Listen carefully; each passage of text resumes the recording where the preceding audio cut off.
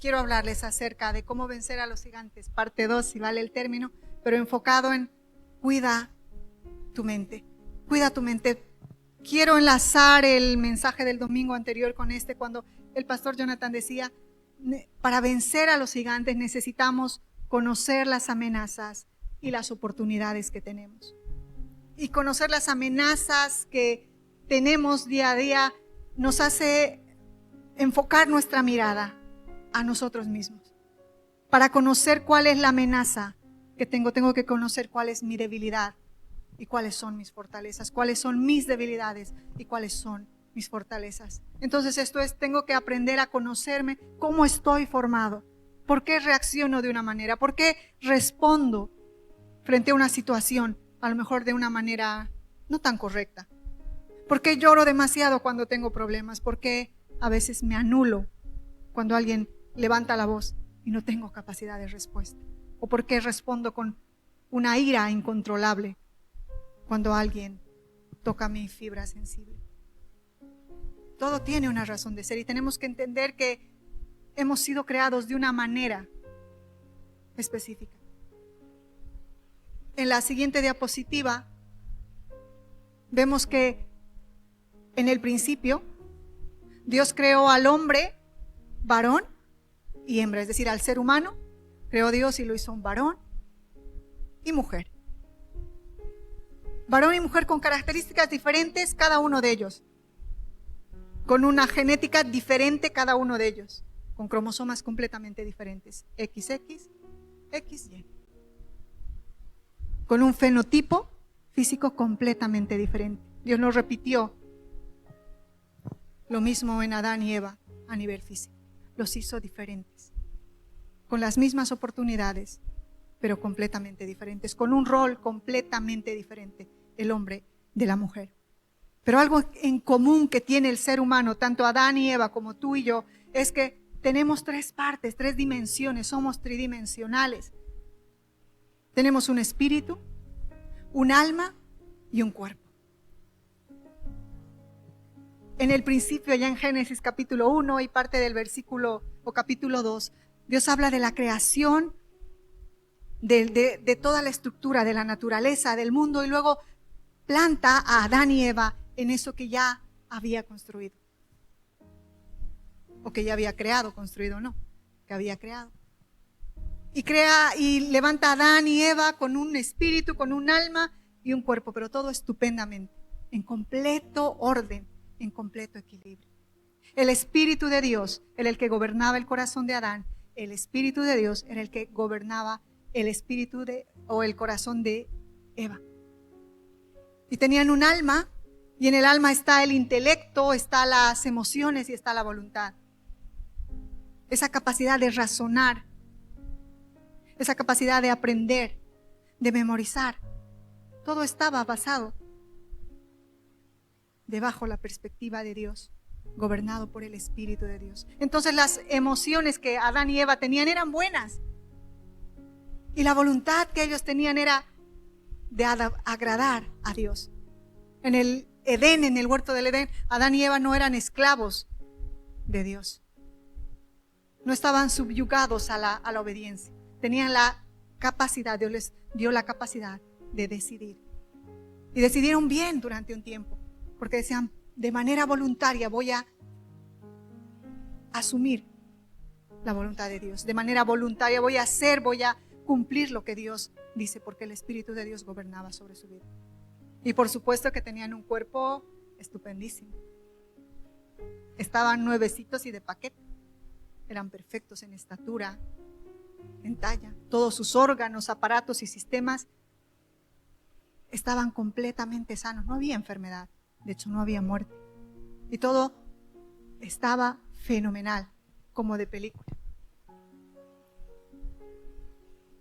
Hasta que la serpiente, en el capítulo 3, la serpiente tiene la astuta idea de mirar a Adán y Eva, de observarles y ver esa creación perfecta de Dios, ese equilibrio de vida, es algo bueno, y no podía quedarse tranquilo. Entonces la serpiente miró y empezó a estudiar a Adán y Eva y dijo, tengo que hacer algo para destruir el plan de Dios. Tengo que hacer algo para que Adán y Eva no cumplan el propósito de Dios.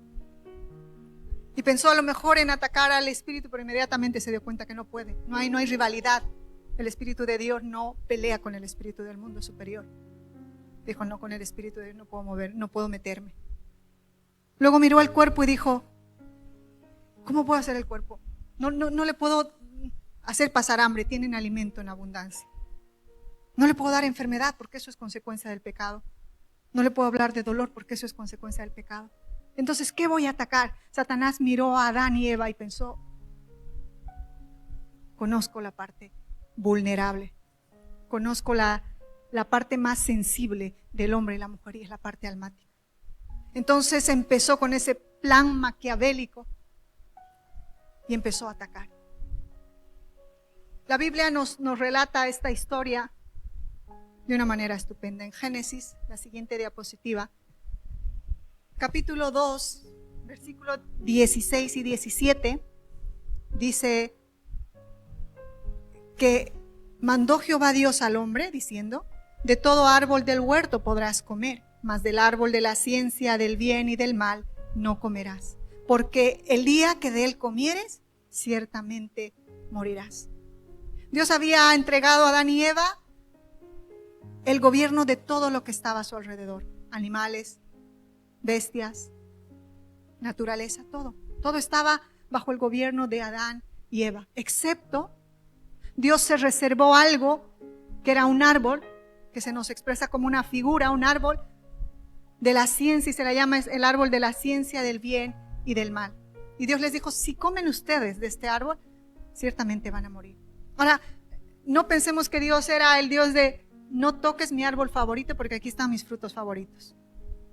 No se trataba de una situación de jerarquía siquiera, de preferencia de parte de Dios. Todo lo que hizo era perfecto. Habían los mismos árboles con el mismo parecer en el Edén. Pero se reservó este árbol porque a través de esto Dios era el único que podía determinar qué era bueno y qué era malo. Entonces solo Dios podía determinar qué era bueno y era malo. Y esto se puede ver y entender fácilmente cuando nos damos cuenta que tú y yo, seres humanos, tenemos una visión limitada. No podemos ver 360 grados. Es imposible. Yo veo lo que está delante de mis ojos, ni siquiera lo que está detrás. Y encima yo veo solo lo que mi perspectiva visual me ayuda a enfocar. Si yo te estoy viendo a ti ahora, me olvido de los que están arriba. Y no sé. Y si me preguntan qué están haciendo a la misma hora y en el mismo lugar, no tengo idea, no me alcanza. Tengo dos ojos, pero los dos enfocan a una misma cosa, a un mismo punto. Entonces lo que yo veo es relativo, no es absoluto. Entonces mi verdad, lo que yo veo va a ser una verdad relativa, no absoluta. ¿Cómo puedo determinar las cosas si son correctas o incorrectas desde un punto relativo? Por supuesto que voy a errar. Solo Dios tiene la capacidad de ver de manera absoluta. Él ve el pasado, presente y futuro en el mismo momento. Tú y yo no tenemos esa capacidad. Entonces Él es el que tiene la habilidad de poder decir qué es bueno y qué es malo. Si el hombre asume esa responsabilidad, por muy buena intención que tenga, siempre va a fallar. Vamos a fallar. ¿Por qué? Porque nuestra mirada es relativa y nuestra verdad va a ser relativa. Entonces Dios tenía la capacidad de poder, y tiene la capacidad de ver las cosas de manera absoluta, y la verdad que dice es absoluta. Le dijo, esto es que no es conveniente por la sencilla razón de que tú eres creación, eres ser humano, en cambio yo soy Dios y tengo una perspectiva mayor. Mis pensamientos son mayores que los tuyos, mis caminos son mayores que los tuyos, mi visión es mayor que la tuya. Pero empezó la serpiente. Empezó la serpiente con su plan. Y en Génesis capítulo 3, el 1 no vamos a leerlo. Génesis capítulo 3, versículo 1, si tienes la Biblia por ahí a través de un móvil o una Biblia física, te voy a pedir que puedas abrir tu Biblia en Génesis capítulo 3, versículo 1. Dice, pero la serpiente era astuta más que todos los animales del campo que Jehová Dios había hecho.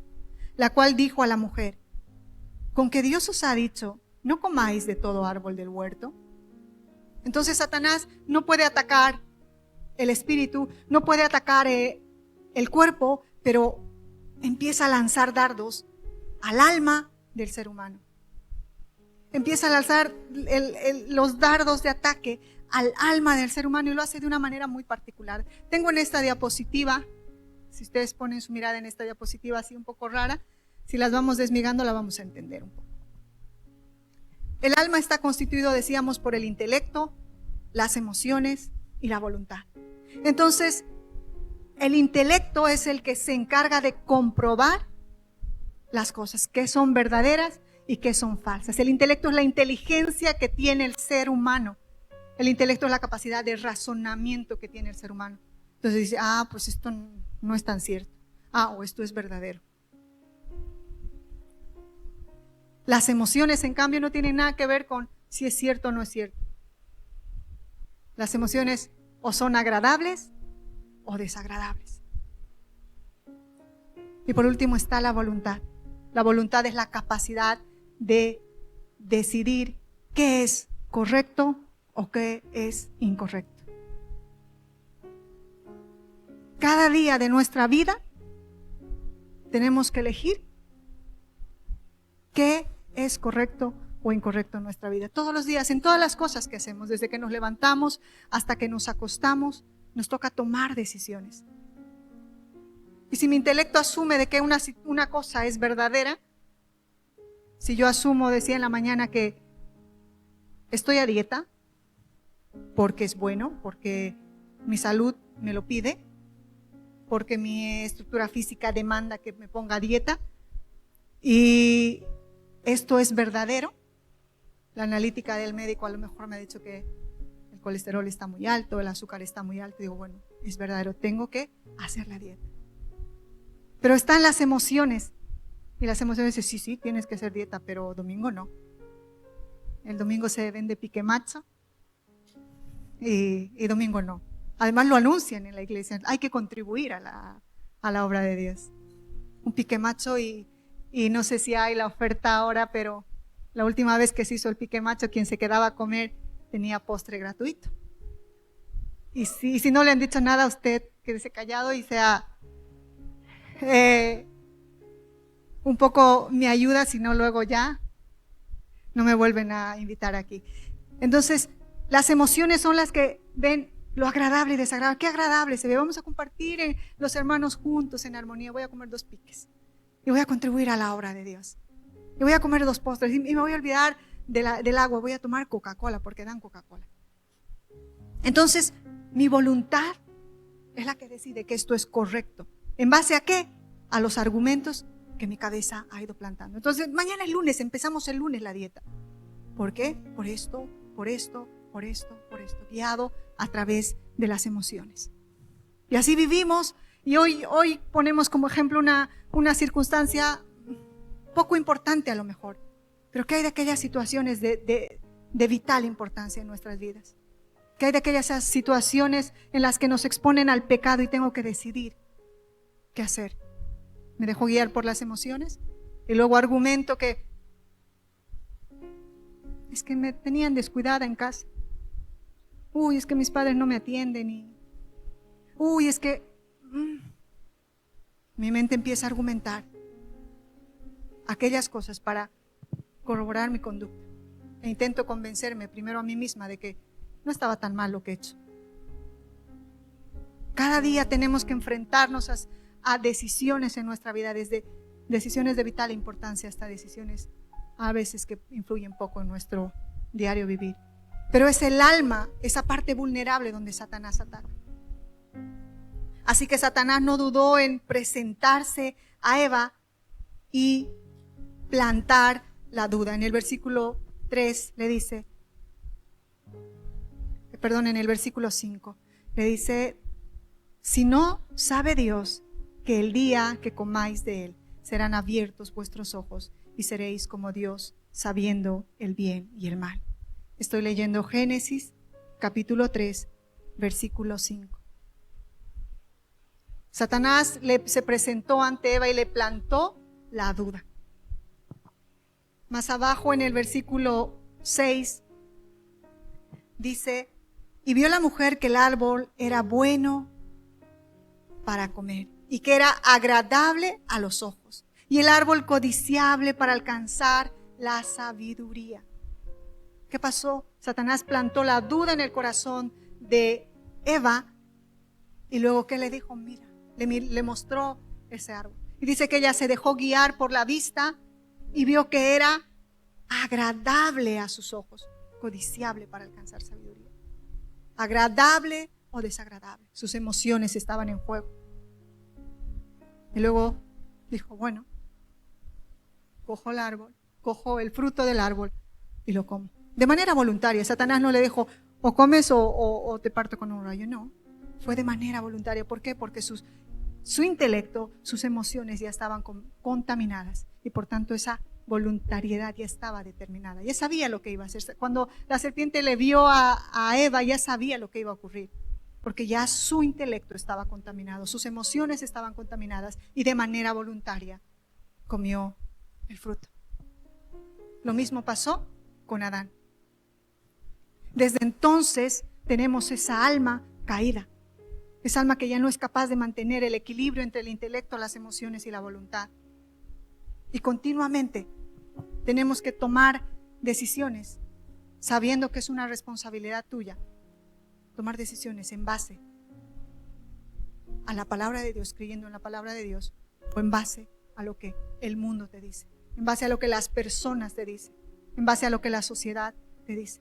Recuerda que solo Dios tiene la verdad absoluta de las cosas, el resto es relativo. Y da igual lo que sea. Oye, la ciencia también, porque está comprobada, tiene argumentos y está comprobada y es objetivable. La ciencia también, sí, la ciencia también. Es una verdad, pero es una verdad relativa.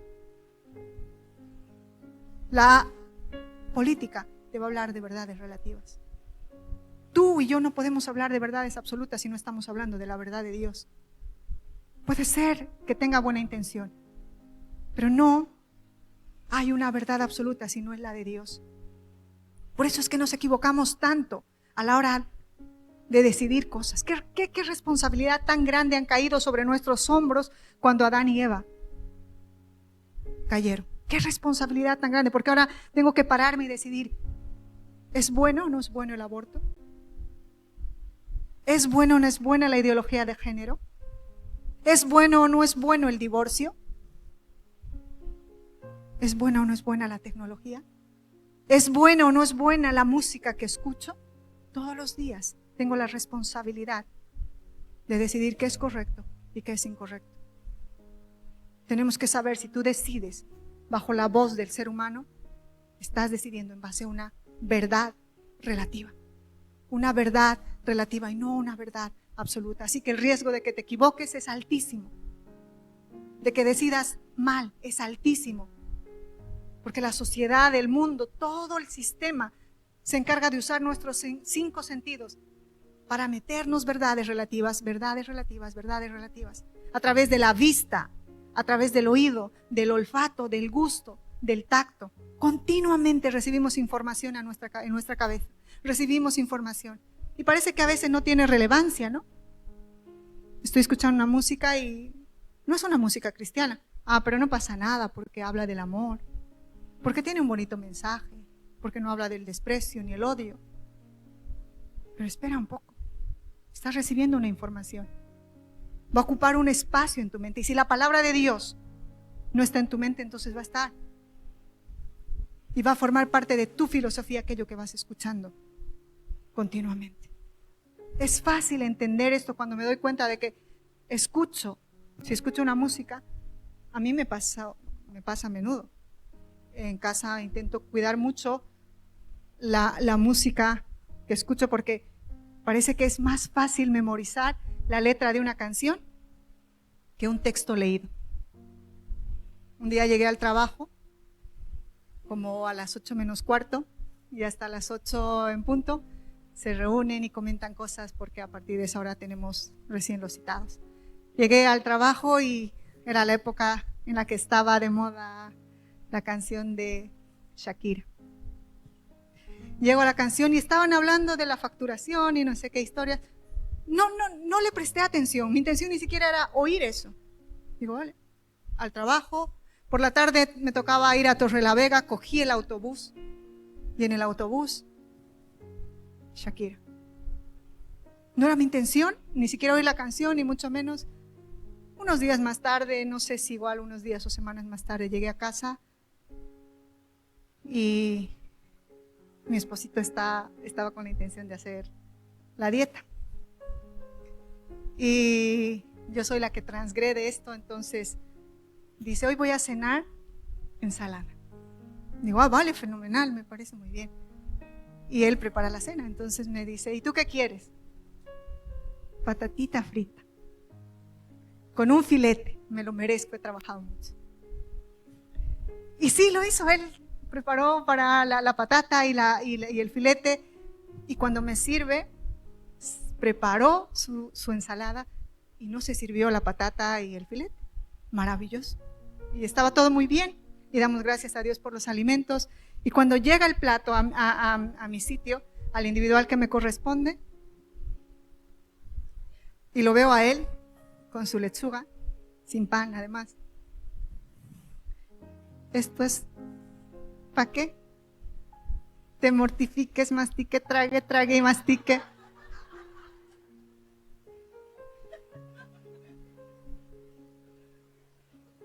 Y he aprendido algo más. O sea, ese momento me pareció muy gracioso. Pero analizando digo, siquiera he puesto interés para aprender este texto. Pero no, ¿qué he hecho? Oír sin filtro. Y esa información hoy salió de buena manera, bien encaminada. Venía al momento y fue en un buen momento, sin tensión. Pero ¿qué hay de las canciones, de la letra, de lo que veo que entra a mi cabeza? Y pensamos, no ocupa espacio, es bueno, no es inocente. Palabras sueltas van creando un concepto a mi vida y finalmente actúo como eso. Entonces tenemos que cuidar nuestra mente, cuida tu mente. Los 5 sentidos están recepcionando hoy información. Espero que no te quedes con la canción de Shakira e ignores el mensaje, por favor. El día de la célula, si dejan de poner este ejemplo, mejor, para que no se recapitule esto y se quedan solo con la letra de esta frase. ¿Qué entra a tu mente? ¿Qué está tocando tu intelecto? ¿Saben? El apóstol Pablo decía en Romanos capítulo 7, versículo 18 al 20. El apóstol Pablo, estoy hablando de ese apóstol que finaliza sus días en victoria, que dice, peleado la buena batalla, he guardado la fe, por lo demás me está esperado la corona de vida. Un hombre que tuvo un testimonio poderoso, un cambio radical en su vida. Escribiendo esto y dice, y yo sé que en mí esto es en mi carne, no mora el bien, porque el querer el bien está en mí, pero no el hacerlo. Porque no hago el bien que quiero, sino el mal que no quiero, eso hago. Y si hago lo que no quiero, ya no lo hago yo, sino el pecado que mora en mí. No vemos a un Pablo que esté declarando pecado ni confesando pecado, no es una confesión de pecado. Esta es una confesión de un alma caída. Reconocía, tengo el Espíritu de Dios. Tengo un alma, pero también tengo un cuerpo físico que se deleita con el pecado. Un cuerpo físico que mira y codicia las cosas del mundo. Un cuerpo físico que escucha y continuamente le bombardean con verdades relativas. Un cuerpo físico que a los jóvenes, y esta mañana lo decía, les cuentan verdades relativas. Asumen que la vida sexual activa la pueden iniciar en la adolescencia. Ya ni siquiera hay una educación formal de lo que es el sexo o la sexualidad, porque cada uno es libre de elegir lo que le parece. Y a muy temprana edad lo que le hacen es enseñar medidas de prevención. Usa anticonceptivos, usa barreras para que no te infectes, para que no te contagies con enfermedades de transmisión sexual. Eso es una verdad relativa, porque cuando tú tienes relaciones sexuales, esto no es cuestión de físico solamente, es cuestión emocional también. Hay un intercambio emocional, un sentido de pertenencia con la persona con la que te acuestas. Y ese intercambio emocional también contagia emociones. Te dicen cómo evitar un contagio de un virus, hongos, una enfermedad de transmisión sexual, pero no te dan la herramienta para evitar contagiar tu alma de enfermedades, de secuelas, de dolor. Es una verdad relativa. La verdad absoluta la tiene Dios. Dios ha preparado las relaciones sexuales para el matrimonio. Y no pensando solamente en el hoy, porque Dios ve tu futuro. Dios ve tu familia de mañana, ve a tus hijos, a tu generación, una generación bendecida en victoria, una generación sana, no el momento actual. No necesitas probar el sexo antes del matrimonio. No lo necesitas. Nadie te cuenta que la mejor parte se vive dentro del matrimonio. Eso no se dice en charlas en el colegio, en las escuelas. No te dicen que cuando tienes una sola pareja y te has guardado hasta el matrimonio, eso es lo mejor que puede pasar. No hay vergüenza, no hay remordimiento, no tengo que escaparme de nada. Puedo descubrirme de manera libre. Puedo entregar mis sentimientos, mis emociones, tal y como soy, sin miedo a equivocarme. Y Dios bendice esa relación. Y Dios fortalece esa relación. ¿Te lo han dicho alguna vez? ¿Has oído en alguna charla o seminario del colegio, del instituto, o aún en tu casa? Verdades relativas son las que tocan nuestra mente continuamente, todos los días, a diario. Tenemos que reconocer que somos vulnerables, que nuestra carne siempre va a llevarnos hacia el placer, hacia las emociones. Ay, no voy a la iglesia porque no me siento muy a gusto. Emociones. No dejemos que las verdades relativas aniden en nuestro cerebro. Recordemos que somos vulnerables, pero que Dios hizo algo maravilloso con nosotros. En la siguiente diapositiva vemos que ese mismo apóstol decía: gracias doy a Dios por Jesucristo, Señor nuestro. Así que yo mismo con la mente sirvo a la ley de Dios, mas con la carne a la ley del pecado. Reconocía que si se dejaba guiar por la carne, por los deseos de la carne, iba a terminar en muerte. Pero que si su mente estaba bajo el gobierno de Dios, entonces su vida iba a tener un buen fin. La importancia de cuidar la mente es crucial. En la siguiente diapositiva vemos, es esta. En esta diapositiva vemos que Proverbios dice: porque cuál es su pensamiento en su corazón, tal es él. Porque como piensas dentro de ti, es así como eres, es así como vas a reaccionar. Por eso es que tenemos tanto problema en la sociedad, porque nuestra mente está cultivada, está llena de muchas cosas que a lo mejor no es palabra de Dios. Por eso es que tenemos una sociedad infantil vulnerable. En este tiempo afloran las enfermedades psiquiátricas con mayor porcentaje que años atrás. La neuropediatría está en boga porque ahora mismo vemos niños sufriendo enfermedades de depresión. Niños. ¿Qué pasa con esto? No podemos quedarnos quietos, no podemos quedarnos pasivos y tomar la decisión de creer verdades relativas cuando hoy tenemos la oportunidad de creer en esa verdad absoluta. La palabra de Dios es la que tiene la verdad absoluta. Un texto muy conocido de Romanos 12:2 dice: no imiten las conductas ni las costumbres de este mundo. Más bien dejen que Dios los transforme en personas nuevas al cambiarles la manera de pensar. Entonces aprenderán a conocer la voluntad de Dios para ustedes, la cual es buena, agradable y perfecta. Solo la voluntad de Dios es buena, agradable y perfecta. La perspectiva del hombre puede ser a lo mejor agradable, pero perfecta no es. Y mucho menos buena. Entendemos esto cuando empiezo a ver la vida desde una perspectiva de Dios. Y saben, la palabra de Dios es como esas lentes que las uso para ver las cosas. Si la palabra de Dios es esa lente que me ayuda a ver como Dios ve, entonces estoy viendo verdades absolutas y no me voy a equivocar. Entonces voy a vivir bien y voy a conocer cuál es la voluntad de Dios, esa voluntad buena, agradable y perfecta. Cuando tú no conoces cuál es la voluntad de Dios, no vas a llegar hasta ese nivel de decir esto es agradable, porque vamos a empezar a quejarnos. ¿Y por qué me viene a mí la enfermedad si yo estoy yendo a la iglesia? Si yo estoy cumpliendo con los servicios.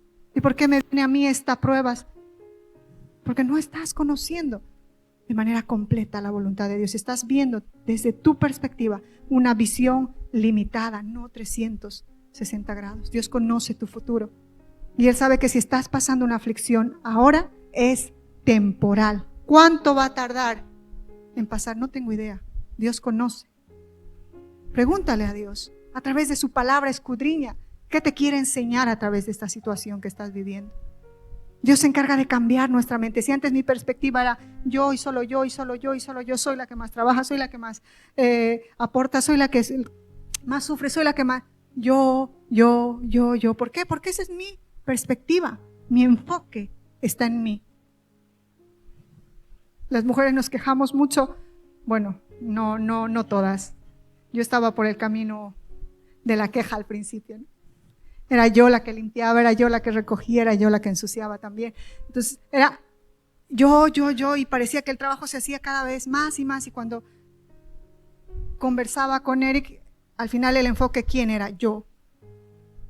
Era mi verdad, y mi verdad era mi verdad. O sea, él no podía negar eso, pero todo desde mi punto de vista. Y alguna vez él tiene su punto de vista, bueno, siempre tiene su punto de vista. Y si ambos nos ponemos a discutir pretendiendo decir que quién tiene la razón, vamos a errar. Ni él ni yo, Dios. ¿Qué dice la palabra de Dios acerca de esa situación? ¿Qué dice la palabra de Dios acerca de esa circunstancia? Esa es una verdad absoluta, de eso puedo fiarme. No de lo que me dicen los amigos, los compañeros, sino lo que Dios dice. Entonces esa palabra cambia mi perspectiva. Y ya no soy yo la pobre, yo la trabajadora, ya no. Empiezo a ver cómo Dios ve las cosas a una perspectiva general, sin exclusión. Entonces puedo tomar decisiones correctas, acertadas. Ya finalizando con el mensaje, Efesios 4, 22 al 23, nos desafía a que dejemos de vivir esta vida pasiva que estamos viviendo continuamente. Dejemos que esos mensajes relativos toquen nuestra mente. Seamos activos, proactivos. Busquemos la palabra de Dios. Dice este versículo que nos despojemos del viejo hombre que se corrompe según los deseos engañosos y que seamos renovados en el espíritu de nuestra mente. ¿Cómo nos renueva Dios? ¿Cómo cambia mi manera de pensar? No es con una discusión en una mesa. Yo te cuento mi filosofía y tú la tuya. No, eso no es una negociación. Mi manera de pensar, mi manera de decidir las cosas cambian cuando la palabra de Dios entra a mí. Entonces la palabra de Dios me da luz. Entonces la palabra de Dios es lumbrera en mi camino. Es la que me redarguye, me corrige, me dice por ahí no es.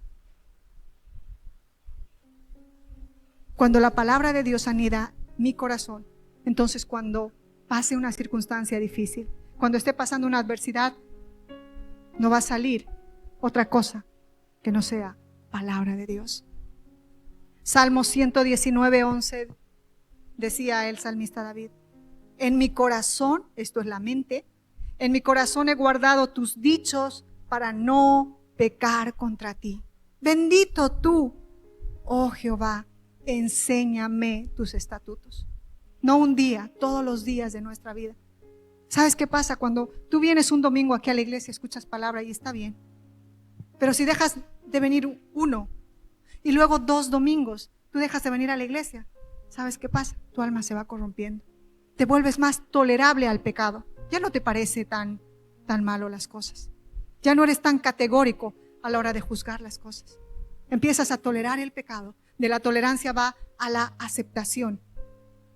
Y cuando ya has aceptado el pecado, esa verdad se anida en tu corazón y juzgarás las cosas en base a esa verdad. El salmista David, si ustedes lo conocen, era un hombre que pasó por un pecado sexual importante que ha marcado su vida, pero ha aprendido de esto. Y él decía, ahora en mi corazón he guardado tus dichos para no pecar contra ti. No voy a permitir que ahora a mi mente entre cualquier cosa. Va a pasar por el filtro, y si es tu palabra, que ocupe mi mente, tu palabra, que pueda meditar en tu palabra. Y su oración era, enséñame tus estatutos, enséñame tus estatutos. Esa necesidad de decir, Señor, quiero conocer tu palabra todos los días. No me basta un domingo escuchar el mensaje. No me basta otro día en la célula, es todos los días. Nos damos cuenta de que estamos con los 5 sentidos. No tenemos un sentido, tenemos 5 sentidos. Y esos 5 sentidos, la sociedad, el tiempo, el trabajo, los amigos, todo el rato nos dan información. Y a veces no tengo tiempo para leer la Biblia. Y a veces no leo la Biblia 1 o 2 semanas. Si me evalúo, ¿qué hay en mi cabeza? ¿Qué hay en mi mente? Necesitamos meditar en la palabra de Dios, llenar nuestra cabeza de la palabra de Dios, porque es la única manera de vencer al enemigo. Porque es la única manera de romper con esa duda que Satanás está continuamente lanzándonos. ¿Será que es correcto? ¿Será que no? ¿Será que soy muy religioso? ¿Será que soy muy radical en esto? ¿Cómo tengo que actuar frente a esto? La única manera de acertar en la respuesta es a través de la palabra de Dios. Necesito conocer. Te invito a que puedas leer la Biblia. Está bien oír mensajes en las redes sociales. Está bien, muy bien congregarse. Está muy bien ir a la célula. Pero lee la Biblia. Esa palabra directa, esa palabra viva, eficaz, directamente. Si no lo has hecho hasta ahora, te invito a que puedas abrir el Evangelio de Marcos. Empieza leyendo cualquier evangelio de la Biblia, de los 4 evangelios. Te van a hablar de la vida de Jesús, los milagros que Jesús hizo, la pasión que desbordaba por la humanidad, ese amor incalculable. Invierte tiempo. Invertimos tiempo en el trabajo, 8 horas al día, los menos. Y creo que aquí, muchos de los que estamos aquí, 18 horas fácilmente. Conozco gente que me dice, Marcela, he trabajado 18 horas, 6 días a la semana. Voy a dejar de ir a la escuela de líderes.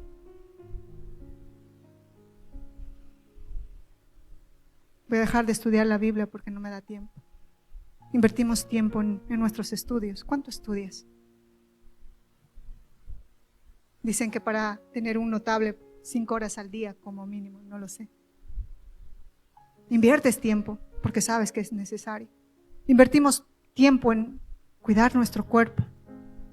No sé cuánto las chicas, 1 hora, 2 en el espejo, no lo sé. Invertimos tiempo en la comida y como mínimo 30 minutos. No pasa desapercibido eso. Y dentro de tus 24 horas, ¿cuánto en leer la Biblia? No hay tiempo. Ya me lo recordará el mensaje en la célula. Ya leeré esto más tarde. Hoy no puedo. Cuando de eso depende tu vida, depende ese equilibrio entre tus emociones, entre tu voluntad y tu intelecto. De esto depende. Esto es, Jonathan decía, el evangelio no es cuestión de gente, no es cuestión de números. Es cuestión de vida o muerte. Tu vida depende de cuánto conoces de la palabra de Dios. No necesitamos ir por el mundo con los ojos atados, tropezando con la misma piedra y con el mismo pie. No, tenemos la luz de la palabra de Dios, esa palabra viva y eficaz. David decía, me acordaré de las obras de Jehová. Sí, haré memoria yo de tus maravillas antiguas. Meditaré en tus obras y hablaré de tus hechos. ¿Cuántos de nosotros podemos decir esto? Meditaré de tus obras porque ya están aquí en mi cabeza. Me acordaré de la promesa, y si Dios me ha dicho que me va a bendecir con un milagro creativo, aunque la ciencia diga que es imposible, aunque el pronóstico sea malo, no voy a dar crédito a ello, porque no escucho una verdad relativa, escucho una verdad absoluta y es la de Dios. ¿Entendemos eso? No estoy gritando, me estoy emocionando. Te invito a que te pongas de pie, por favor. Vivimos en un tiempo de gracia. La palabra de Dios no tiene precio. Pero la palabra de Dios en el móvil, en una aplicación, incluso en una estructura física, no tiene poder en sí. ¿A qué me refiero? A que la palabra de Dios, si yo la tengo abierta en mi mesita del salón, en un salmo, no va a tener mayor impacto. Pero la palabra de Dios puesta aquí en mi cabeza, así como recito las canciones, así como conozco mi nombre, mis datos de nacimiento, eso no se me olvida, porque lo voy repitiendo continuamente. Así necesitamos la palabra de Dios anidado en nuestro corazón. Invierte tiempo. No hay edad para ello. Yo soy joven, sí, lee la Biblia, porque más adelante vas a tener más compromisos de los que tienes, créeme. Y no va a haber nunca, cuando yo tenga tiempo, no va a haber. No, ese tiempo no llega, ese momento no llega, es ahora, es ya. La palabra de Dios es viva y eficaz. Si hasta hoy hemos cometido fallas, hemos cerrado, es porque nos hemos alejado desde la verdad de Dios. Necesitamos volver a ello. Tenemos la oportunidad, es gratis, es gratuito, no se paga el precio. Dios nos está invitando continuamente. Yo estoy a la puerta y llamo. Si alguno oye mi voz, el compromiso de Dios es entrar a nuestro corazón y vivir con nosotros siempre. No tenemos la capacidad de rechazar esto. La sociedad nos está colmando de verdades relativas y a veces no tenemos ni siquiera herramientas para refutar eso porque no conocemos la verdad absoluta de Dios. Eres tú la iglesia, soy yo la iglesia que se tiene que levantar contra esos argumentos del mundo, pero no desde mi perspectiva, no desde mi razonamiento, desde la verdad de Dios, esa verdad superior, esa verdad que es buena, agradable y perfecta.